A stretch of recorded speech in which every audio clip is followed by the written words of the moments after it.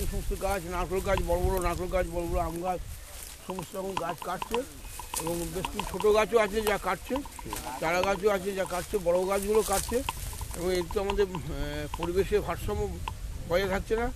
কালনা শহরে এমনিতে উষ্ণায়নে ভরে গেছে। আমি যে নিজে কোনদিন স্পষ্ট এসে দেখলাম এবং বন দপ্তরকে ফোন করে জানালাম, ওনারাও আসছেন। দেখা যাক আইনগতভাবে কত কীভাবে কী করা যায়। আমরা তো আইনের ঊর্ধ্বে না, আইনের মাধ্যমে সব কিছু করবো। এগুলো তো গাছ কাটা তো বেআইনি।